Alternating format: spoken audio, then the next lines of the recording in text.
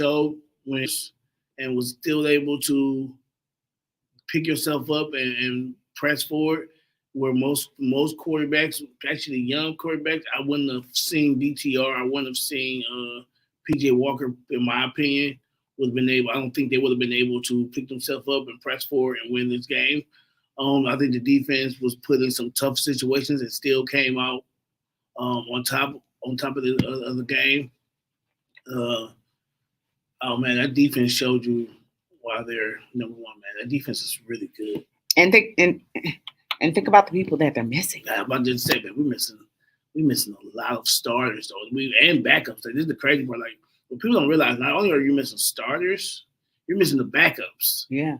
And even in some cases, you're missing the backups backup. So yeah, you're talking about second and third teamers, the people who, during preseason were trying to make this team. So it turns out that, I guess we can give credit to Kevin Stefanski, but Andrew Berry, when it came down to making those decisions, they made the right decisions. I think especially on the defense, I think it's that atmosphere. If you don't have that dog in you, you're not on this team. I think that's the mentality they got this year on the defensive side. Like, hey, and this is all pulling attention because we're the dog. So if you don't have that in you, if you're not here to be here, I don't want you next to me. I think they got that mentality, and with that mentality, I think it makes them a much better football team, especially defensively. And offensively, I see a team that we struggle. We may turn the ball over, but we don't give up. We're going to fight through the end to the last whistle. And all you throwback kids, I think it's the cardiac kids 2.0. Because if you remember back in those days, they were nail biters. You're like, oh Lord, we pulled that one out. Thank goodness. Mm-hmm. And it kind of gives you that feel. And like I said, I think Andrew Berry, like in your point, made a great decision on bringing Flacco in. Would have been my first choice. As I said before, no, it wouldn't have been. I wouldn't have got a Cam or an RG3 type of person. That's what I would have done. But I wasn't mad at the decision of getting Joe Flacco. I was just like, yo, he don't fit your style of play. But it's working out. They built a game plan around him that works. Mm-hmm. Credit to Kevin Stefanski. As we all know, I have been hard on him. Wait, what you about to give him credit for? It ain't about to be much, but let me give him a little credit. I gotta give him credit where credit's due. It ain't much credit, but you've been drinking on grape juice. No, not today.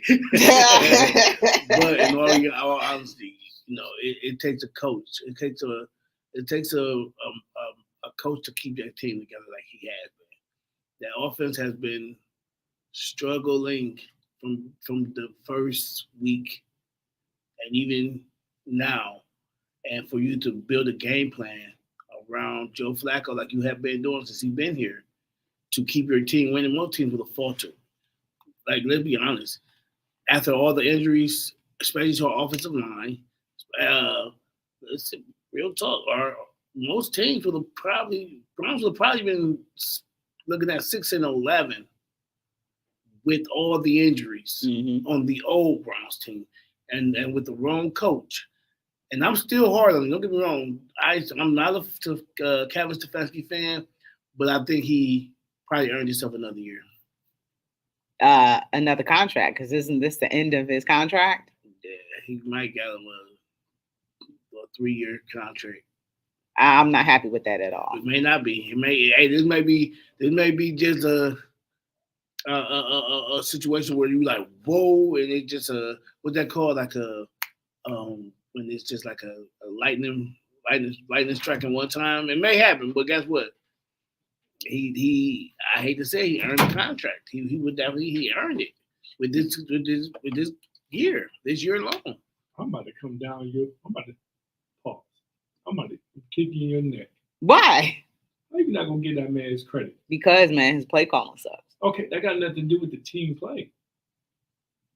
He had everything to do with him calling the plays. Yes, I agree that he should give them up, but we're talking about overall performance of losing 10 people. Count them. Starting people, though. Count them. 10 people. To Eddie's point, you know how difficult it is to win. We're up to 9 games. You lost your starting quarterback. You're down to your 4th quarterback. That's the biggest thing. You're down to your 4th quarterback. You lost your starting running back. You losing your starting quarterback. He played about 70% this year, so that's even more. There's a war, but still, he's out. Your 2 starting safeties are out. Your whole offensive line is gone, but your center. Besides your center. Wyatt Teller. I mean, your guard. Your whole offensive line. You got a whole new offensive line. These guys are professionals. They know what it is. No, They've been playing football since they were kids. No. Stop saying they're professionals. If that's the case, you have every team in here with a great record. The NFC North, South, West, and East will be great all through the board. Same with the AFC. Everybody will be good, and that's not the case. Stop saying professional like you are professional, like you just in a job setting. Sports and regular job setting is 2 different things. It's professional. So let me ask y'all. It's professional because you get paid. That's what they call it. So what do y'all feel like Kevin Stefanski has really done to help this team win? Because I don't look at him as putting people in situations to be successful. If you see what happened with DTR, finding out that he was starting 10 minutes before the game. We know that, but you can't keep going. The team, name another team that's going to lose 12 people and you win. You only do that if your coach, your players believe in your coach. That's everything to do with it. He has won the offense. He has won the locker room. That's number 1. Somebody believes in him. 2, the coaching staff believes in him. Because you're the win. Your highest coach is only good as your assistant coaches. Absolutely. Especially in the NFL. Yeah, 100% agree. Especially in the NFL. So 2, they believe in him. Correct. Kevin Stefanski is about aspiring as a doggone turnip. To you. We don't know what goes behind those closed doors. We don't know when those doors are closed and we're not in Berea and everybody else is just a team there, they believe in something. And it shows. It shows because I don't know what it is. It shows because they're winning. And I was just saying this, and I'm guilty of it as a Browns fan. I'm very guilty of it because we're so used to losing that when you see excellence, like this is football excellence, like for real. It's football coaching excellence. And I'm talking about coaching and stuff. Don't like, play calling. Take. I'm about to say you see, and like I said, go ahead.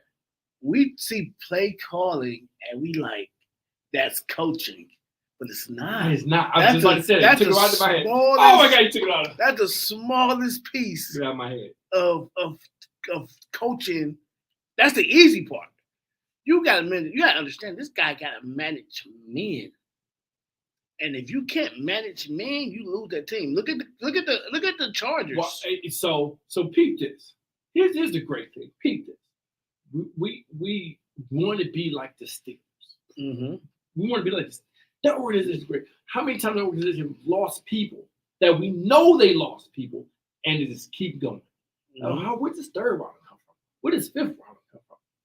That's what the Browns are doing. They are winning with people we like. Where they come from?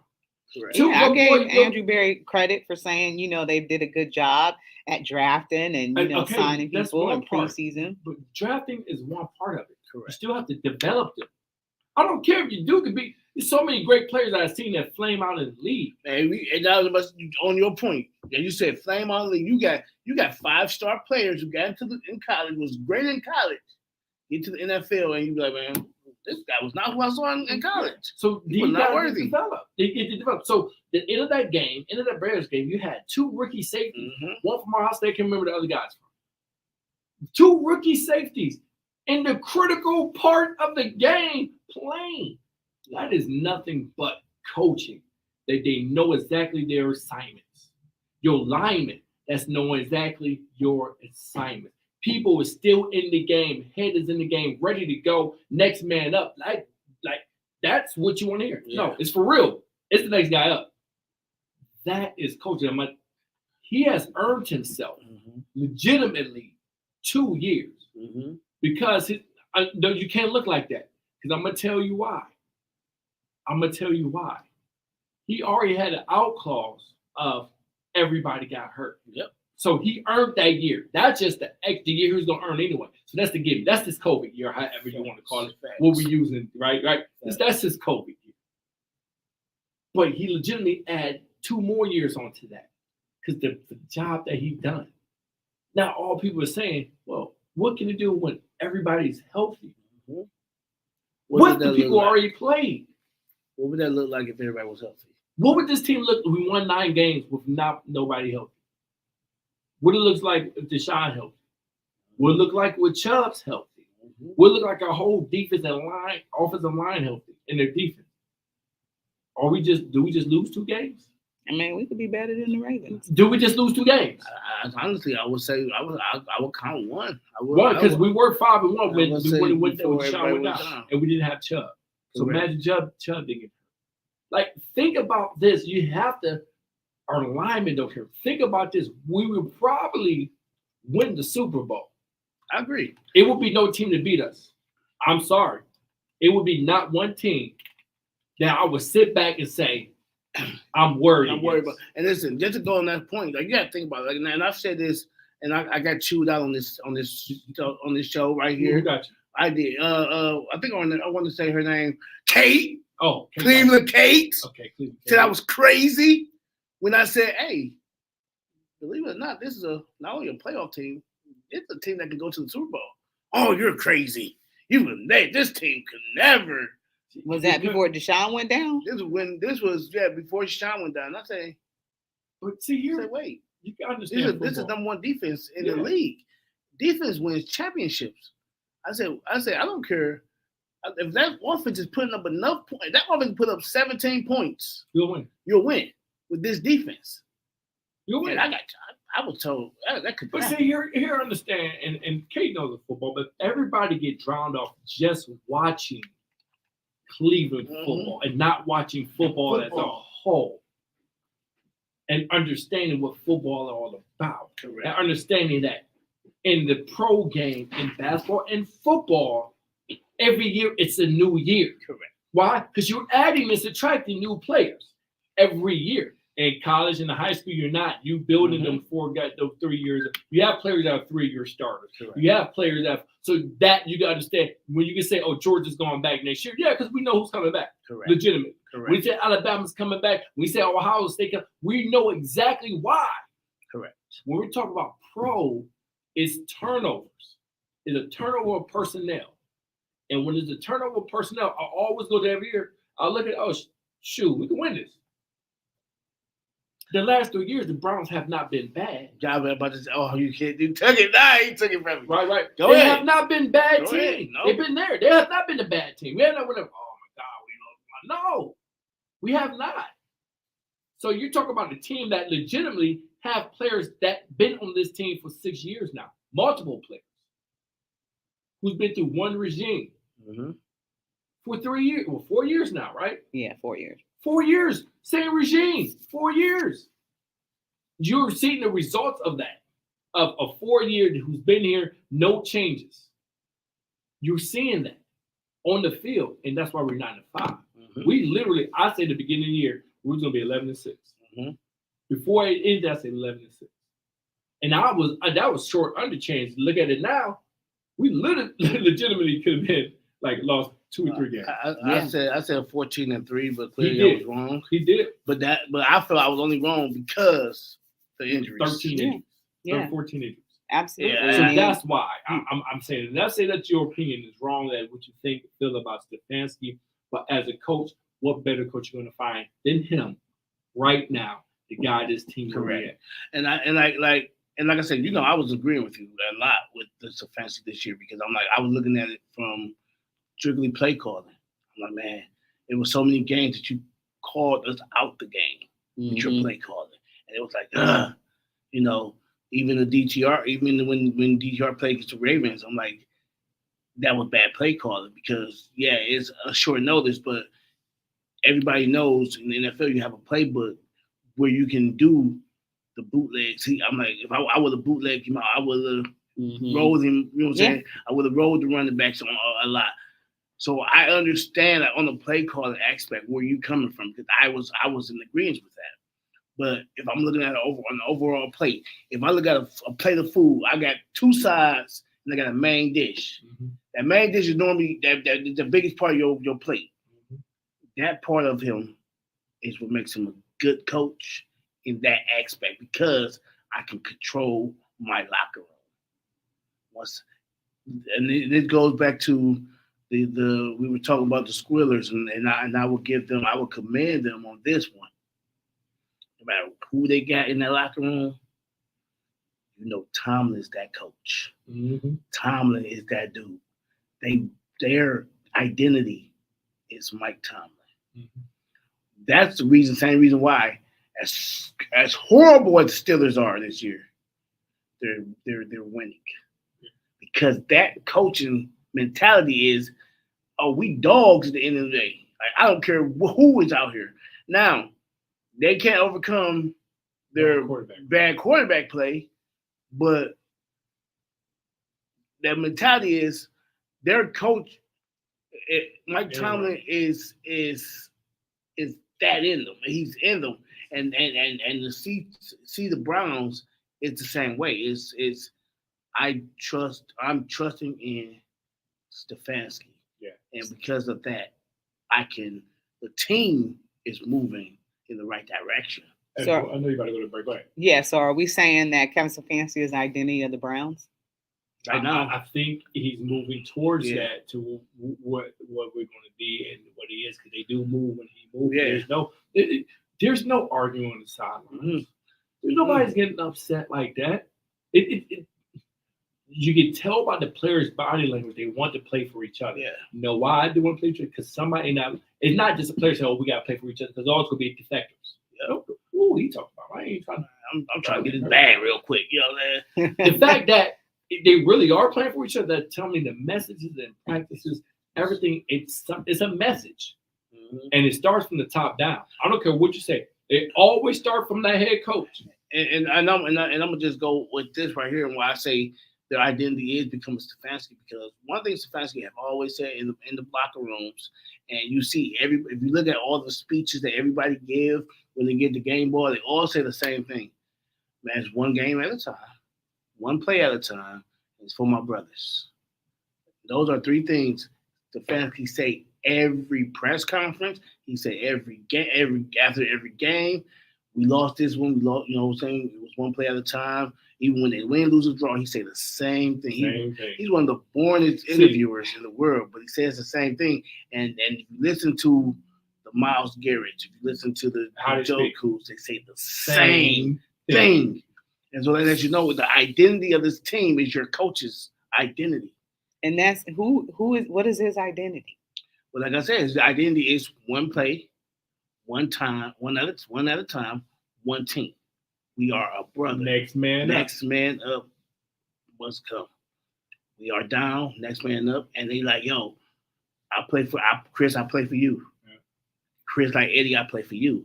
And they're all coaching each other. We got you. Do you think that the injuries are galvanizing this team as well? Galvanizing? I think it's making them stronger. It's making them stronger. They're like, it is, again, go back to the rookies of people coming in and playing. Everybody was on Greg Newsome, and Greg Newsome is a slot corner. He is. Mm-hmm. He's not a one man-to-man. He's not the solo on the island corner. But what did he do? He made plays.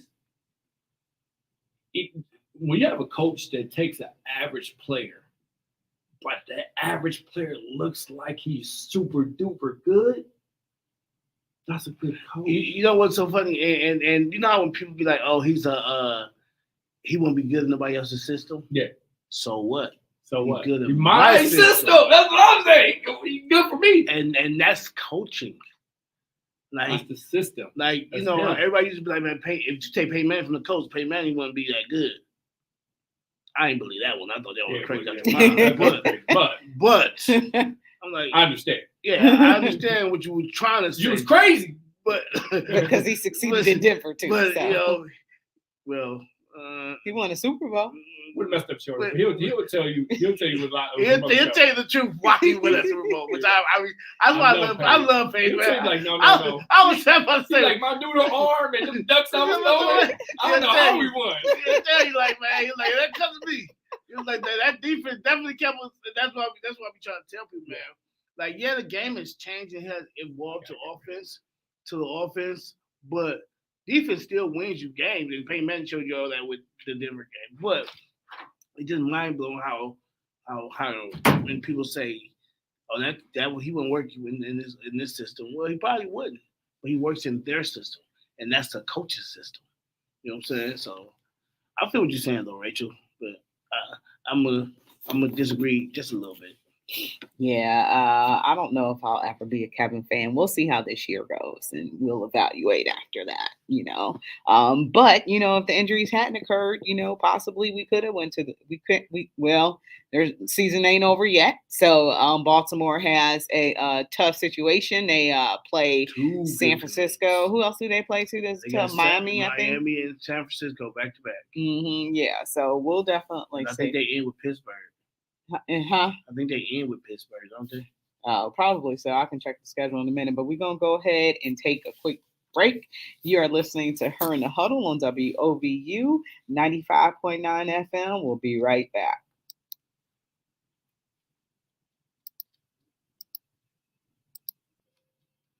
Okay, we're not going to take a break. We're just going to keep on going. So we're expecting Irie at 6:30, so he's going to be calling in a second. So we're excited to have him to talk a little bit about, this Denver game and what happened with them. So he'll be here in about 2 minutes. But I mean, I agree with what a lot of you guys are saying. So, but like I said, I don't know if I'm ever going to like him. Yeah, I feel the dislike has come from, like I said, the play calling. I mean, play calling is tough. So I can understand. Yeah, so like I said, we'll evaluate this at the end of the year and see what he what we can look back on and say what his successes were. And if this team possibly could make the Super Bowl, then I've bought into Kevin Stefanski that he actually, was able to do it. So I'll buy into what y'all saying then. If they, advance in the playoffs, they play 2 games in the playoffs, I will, prop you guys up and stuff like that. So, it just all depends on where we go. And, I think it's just a situational play calling.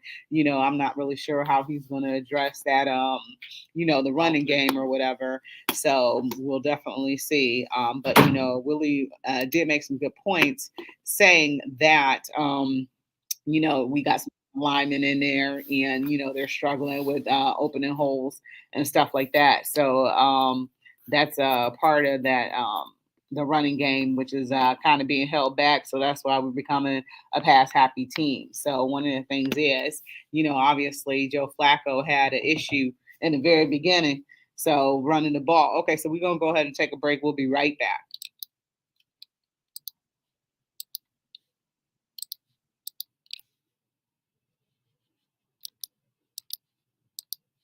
All right, we're gonna keep rolling. Irie is here, Sapphire is here, so we're gonna go ahead and bring them onto the show. So Irie and Sapphire, how y'all doing? Ticka, ticka, ticka, ticka. Greetings. Good. All right. So let's go ahead and get into it with you, Irie. We only got 15 minutes with you today. So your thoughts overall about the Browns game versus the Bears? Oh man, what a game! Cardiac hits as got disappointed. They just like going down to the wire and making sure everybody's heart stops for a good near 3 seconds. But no, overall, I thought it not even so much the game, but the fourth quarter, just another testament to what I feel is has been their resilience. Everybody really seems to buy in and get it done by any means. They showed once again during that game. Through the first 3 quarters, it was really the defense that I thought, did their thing and kept it steady. The offense, as we saw, was out of whack. I mean, I heard you talking about the running game as well. We had 18 rushing yards within the first 3 quarters. And, of course, Flacco threw those 3 interceptions looking like a 38-year-old for a very odd second, but then he brought it out within the fourth quarter and they got it done. So I think that's what matters in the end. And, of course, you got the golden foot and Dustin Hopkins, a consistent kicker at that. So, I think all around that fourth quarter showed every area needed within, to get it done. Mm-hmm. Yeah. So what are your thoughts about that offensive line? We were just talking about that. And, our guest co-host on Monday, Willie, he said that, they were struggling to open up holes for, creating holes for the running backs to run and stuff like that. How do we fix this problem?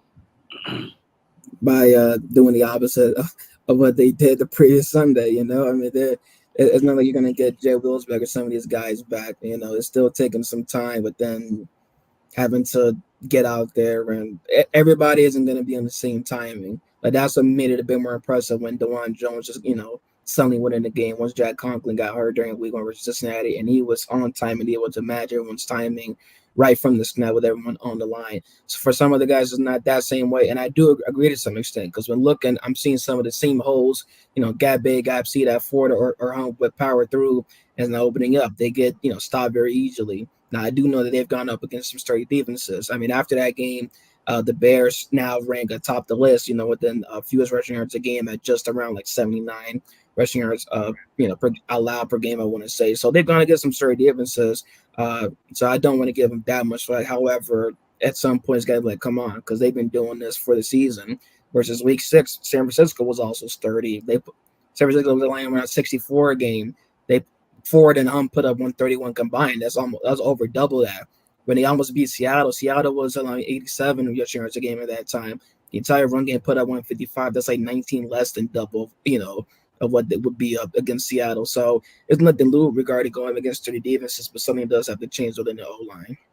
Yeah, you got to also think that coming into the game, the Bears is number 3 on the rushing defense. So, yeah, they're sturdy. They're crazy. Yeah, they're good on the rushing side, and no matter how good you are, I mean, as good as they are rushing the ball, normally rushing, you got all these new starters in. So to Irie's point, they gotta adjust with their timing now, as Irie just said, with each other. Like I don't know, you're used to. That's why the starters were so good with the run with the Browns because they're used to playing with one another. So I know when he pulls, he's coming right off my hip. Yeah. I know, what I'm saying, with this person pull, he's coming a little wider, so I know to step in a little bit. Those little ticky tack things on film makes a difference. Yeah. So that's going to Irie's point. Yeah, and this will also just want to say just briefly too, like you guys are for me the entire season. I've always been the one to say no, run the ball because it's been the bread and butter. Confidence, I feel like we've seen enough from Flacco to where confidence can rise a bit, at least when it matters. When it comes regarding him showing up and producing. But I do expect better out of that run game though. They're still 18 yards for 29. 18 carries for 29 yards. So, like, whether or not it was the O line or whether or not they just weren't having a good day, it looks bad on paper. So something does have to change because that is going to be needed within the stability of this offense.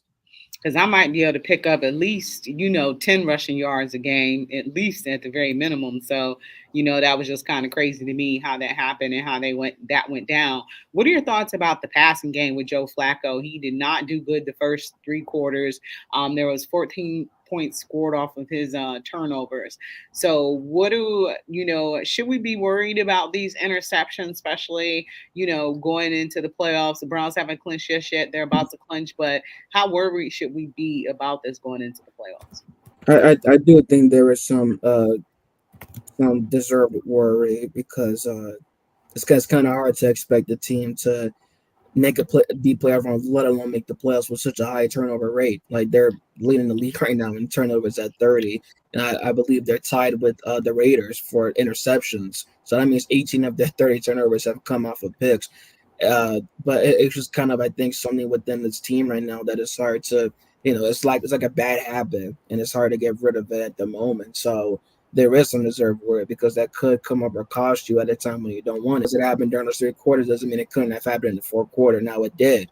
It did not on Sunday. But who's to say that happens next week versus Houston or when they host the Jets on that Thursday? So, yeah, I do think there's some worry within that. Ball security has been a big problem for this team, whether it's fumbles or whether it's intercepts, just anything of that sort. Even, not to bring it up in bad light, but even when and James Prochet the second, muffled the punt. Like even just little things like that. Like biosecurity has really been something that needs to be much, much better by, and I don't see it happening anytime soon because we're 3 games away from postseason starting. They haven't resolved it at all. Let me ask you this though, and kind of going to the ball control. Do you and also the conditioning? I want. Do you think um because you don't get to practice as much as you used to? Do you think that has a lot to do with these inefficiencies? Possibly, yeah, because they'll of the three interceptions that Flacco threw to me personally, the other two, not the one that Tillman had in his hands and then he got tackled hard and that became for a pick six, but the other two, it looked like immense of like miscommunication or just like a lack of timing. Like he was like 1.5 seconds late on when he really should have thrown it within that area, and that's how it looked to be going straight to the Browns defend. I meant to the Bears defenders.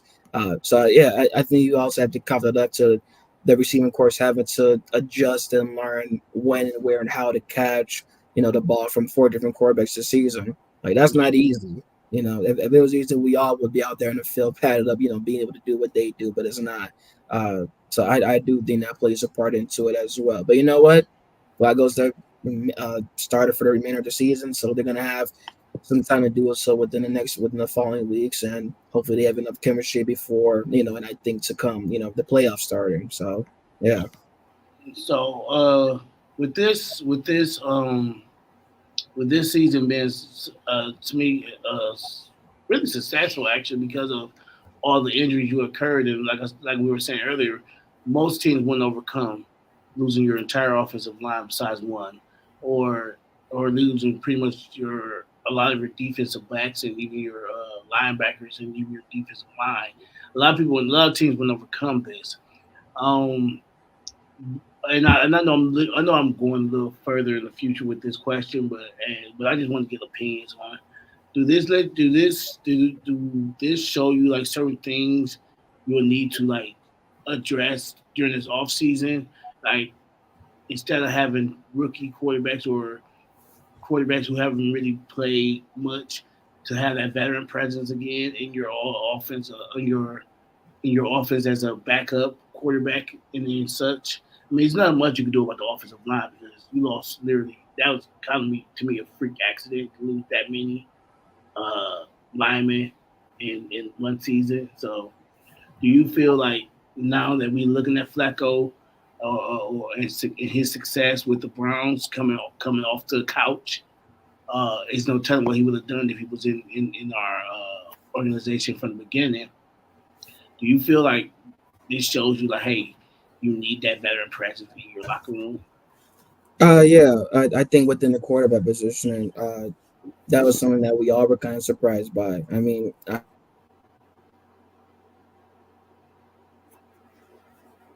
refroze.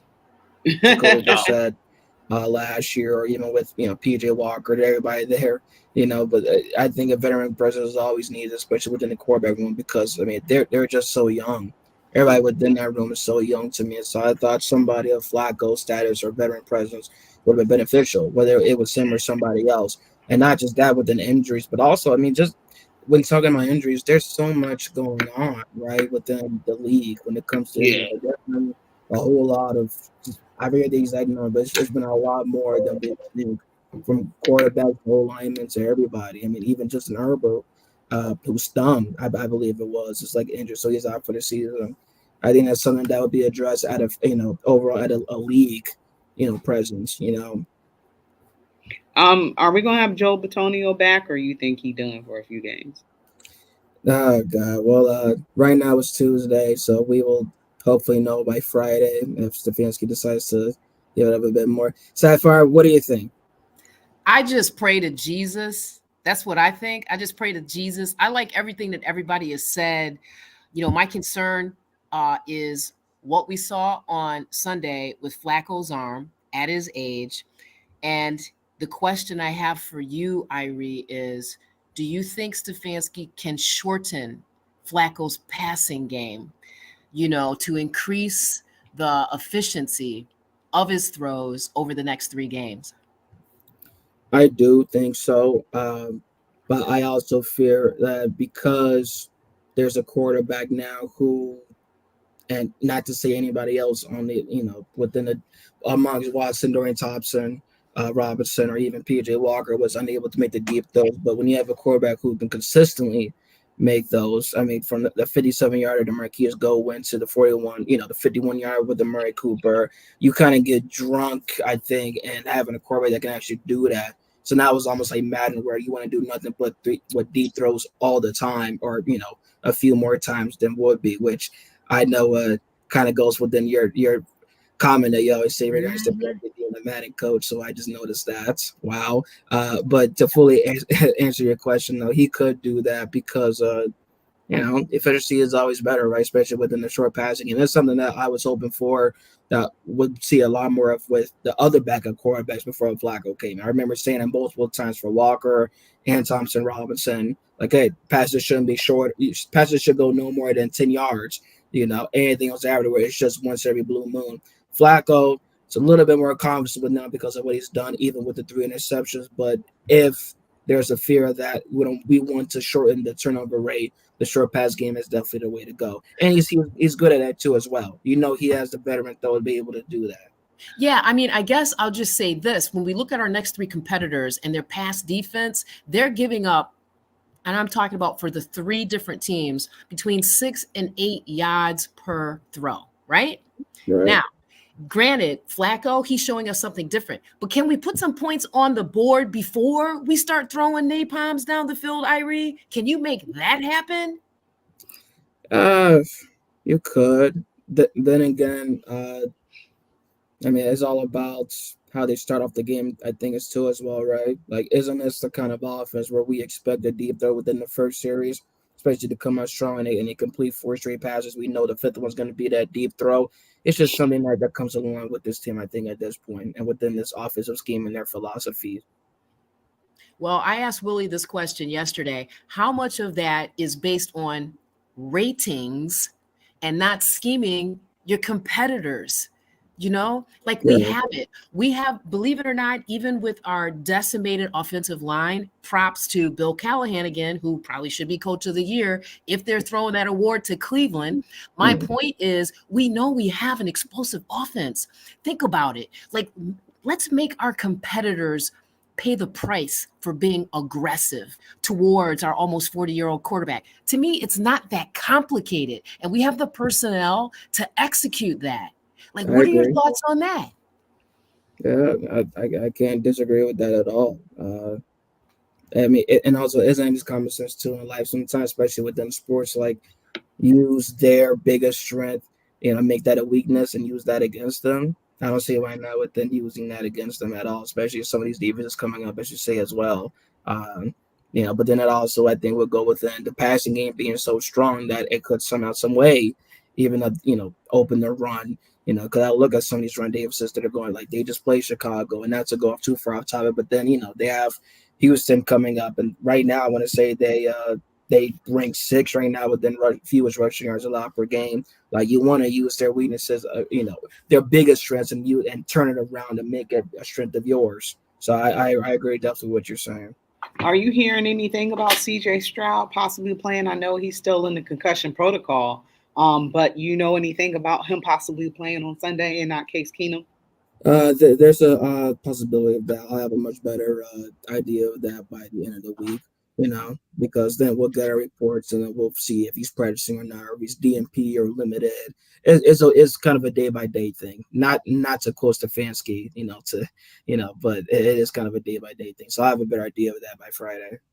Okay. Now, Miles has no sacks the past 4 games. Is he still on pace to be Defensive Player of the Year? It's kind of a interesting question to answer because prior to even Sunday, you would think yes, but right now, he's still in the running, I think. But I'd say that the next 3 games will have to do a lot of that, and it will impact that. This isn't the best way to put it, probably, but if you really wanted it, he probably would have to go out and stat pad. Because I want to say the last time I checked, he's 7th right now within sacks at just 13, and it has been a while since he's been able to get that next sack. So I don't see no reason for him to go out and do it. It really would depend on these next 3 games regarding where he places in the race right now for Defensive Player of the Year. However, I will say this as well. He has a much better chance than people would think because of how good his defense has been this entire year. I mean, his defense has been a big hot topic this entire season, and we know for a player to be well, to do good, you have to be with other good players or a good unit at that. So the defense makes him look even better, and it is Mikasa Sukasa. So I think he has a better chance with the award. Yeah, I agree. I feel like if you're basing the defensive player award just strictly off of sacks, then absolutely he'll be have to pad his stats real quick in the next 3 games. But if you're looking at overall defense of what he's doing, I feel like he actually still in the running and possibly Agreed. 1 or 2 to win, because if you look at them, they have to triple team him. He's still disrupting the game. They have to hold him. Although the hold is ridiculous against the Bears. That was something I was surprised the refs didn't call almost every time. And that's another thing. If you watch the games, he would have had a sack if dude literally didn't grab his collar and pull him down. It wasn't called, but it happened. But these are things that kind of consistently make the quarterback get off his point of where he wanted to pass the ball at from. Consistently being in the backfield, consistently disrupting plays, which makes your other players do their job very well. So if you look at it from that point of stance, then yeah, he definitely has a good chance, if not the chance to win Defensive Player of the Year. How much consideration will be taken into him being hurt? None. I mean, you have to consider that. That's and still was able to play throughout the season, even injured. You have to consider that. But is it like a major consideration? No, not really. When was the last time a Defensive Player of the Year was also one of the lead players to complain about the crappy play calling? This is something that would take a couple minutes to answer, but I assume that you probably know the answer right now before any of us. I have no idea. That's what I think is going to stop him from getting, recognized. I mean, clearly we saw the same game on Sunday. I was sitting about 40 miles away and I saw the holds. Do you think it's lost on anyone why those flags weren't thrown? I mean, come on, guys. It's kind of. I thought about that. I thought about that. I guess it's kind of like when a running quarterback, a mobile quarterback runs and they don't throw the flag when he's giving himself up all the time. I think it's because he's so good, and it's sometimes a fault of his that he's so good that they sometimes be at all of the play, and they sometimes miss that. Hey, this guy's been held.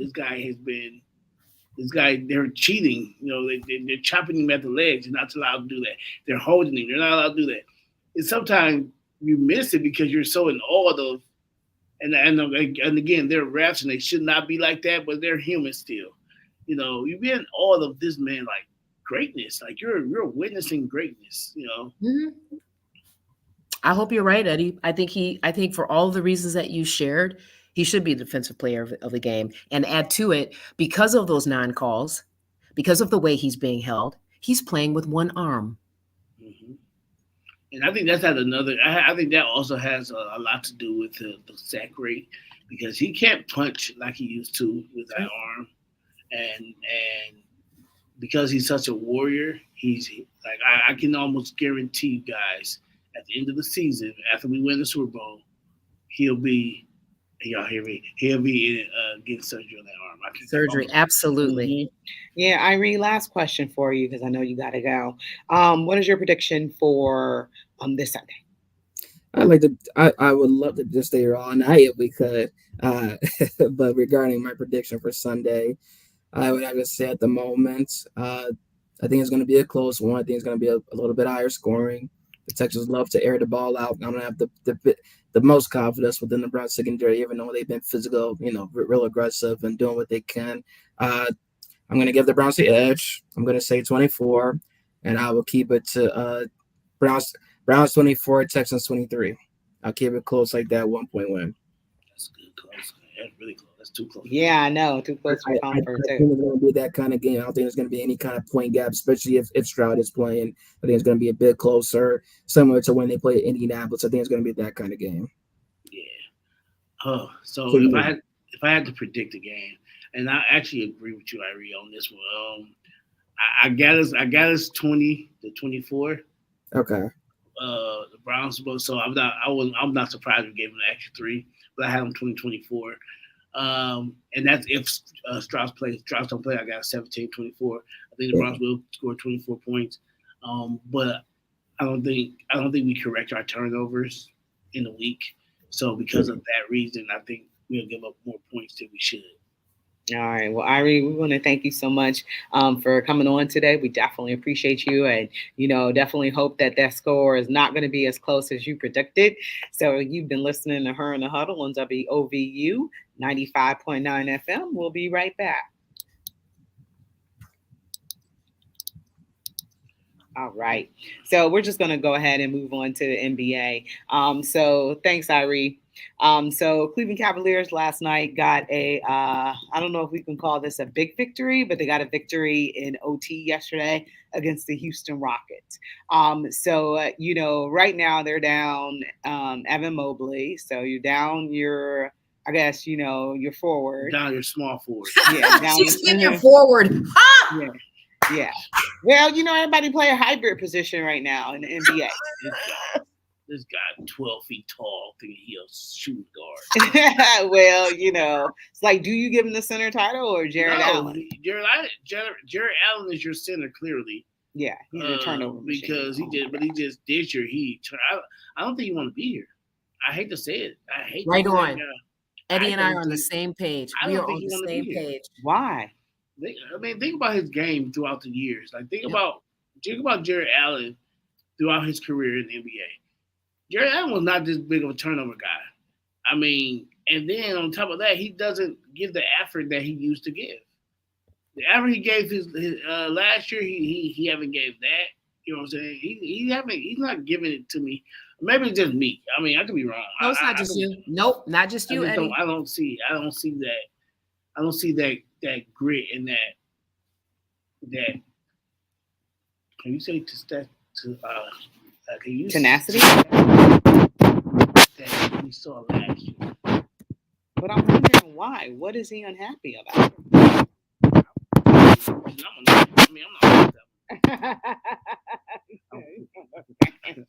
I'm on the far bench. The bench from your house? Yeah, I'm on the bench from my house, and that coaching is horrible. Listen, Jared Allen, I'm right there where you're at, Eddie. I've been living there with Jared Allen. I don't know if you guys watched the Orlando Magic game about 8 days ago, where Jared Allen fouled out. And it was the first time he fouled out as a member of the Cavaliers for quite some time. My point is this: watching the way he played that game, like he did not want to be there. The energy was off, like he didn't care. He wasn't affected by anything. Honestly, y'all know I look at these games from a different lens. Does he have mental health issues? Is he dealing with a mental health issue? Is some personal thing happening to him that has taken his focus away from the game? He is a 7-footer, for Pete's sake. Clearly, he should be more dominant, right? Now, he's got his guaranteed contract. So I'm Kobe Altman. First of all, I'm not going to a bar. And then secondly, I'm looking at what can I possibly get in a package that includes Jared Allen? That is where I am at. And lastly, real quick, because I know we're up against time, what I think Spida is showing us is that you cannot have 2 roosters in the hen house. Yeah. Boom. Yeah. Because some people say they're playing better without Darius and Evan Mobley. They are. They're playing because just to Sapphire's point, you're trying to give Garland his touches, but which is taken away from Spider. Mm-hmm. And now that Garland's not in, you see and honestly, I think if Mobley was in the game, I think you'll see a different team right now. They had a big game, they had a big win, but I think and I call it big because we were struggling. That Boston series was tough. Mm-hmm. I felt we played very well. Mm-hmm. I thought we played well enough to win, and we just didn't pull it off. But with that being said, I think letting Mitchell do his thing, let Mitchell be Mitchell of Utah, you have a winning. You got a winning formula there. That's just my opinion. And I'm going to tell you guys again, we got a sleeper on that bench. That Sam Merrill, listen, you saw how he flowed with Spider. I'm just saying, just maybe even one significant move could be the difference in what we're seeing the Cavaliers present to us on this court. See, the thing about that, though, and I don't want to overstep put him in the starting lineup, and because a lot of guys are like the Jamal Crawfords, who were great six men, but not great starters. You know what I'm saying? I agree with you. I wasn't talking about a starter. I'm talking about just what you're talking about. Absolutely. Yeah. I think he should jump up. I think he should jump up to the. If he's not the sixth man, he should jump up to the sixth man. Mm-hmm. Be in the rotation because he looks good out there. Mm-hmm. But I don't want to put it on to him as a starter because he might not be starting material. Mm-hmm. Yeah, you can see that there's been some development with him now, because he's been here for a couple of years, and Correct. This is what you should be seeing after he's being developed with the Cleveland Charge and stuff like that. So it was great to see him kind of have a really good game yesterday. So I appreciate that from him, but that's what you've been here to do. Dominic, excuse me, Donovan is a ball dominant point guard. So, everything kind of goes through him. So, obviously, the more touches he gets, the more that he's able to do for this team. Correct. And I think when you take that away from him with Garland, and like I say, I like Garland, so I'm not saying that. But if you take that away with Garland, you're taking his scoring abilities away because now he's hot cold, but you're taking his ability to distribute the floor, open the floor, be the floor general that you need him to be, like that Chris Paul type of player. Mm-hmm. As far as being a general on the floor, you're taking that away from him too, when you got Garland doing it. So that's my thought on that. Okay. Well, that's it for us. You've been listening to Her in the Huddle on WOVU 95.9 FM. We'll see what happens with the Brownies. Go Brownies for Sapphire, for Eddie. I'm out of here. Peace. I don't know what was wrong today. Who cares? I don't know why we're trying to go into this commercial. I told you. It's technology. You see, I'm struggling. Yeah. Hey, was everything okay today? Girl, yes, it was this technology. I don't know if it's the ice or whatever. Like I couldn't get on. Then you saw when I got on, I got bounced off. I have no idea. Thank you for being patient with me, though. No, it's okay. I was just calling to make sure. I just hit you up to make sure you was okay. I need some people to hit me up, right, Eddie, to make sure I'm okay. I'm sorry. No, Eddie does that. I'm giving you. I'm gonna hit you up though, Sapphire. I think I hit you up. You don't be hitting me up, Rachel, because you always busy. Girl, okay. I can't hit you up. Listen, where y'all watching the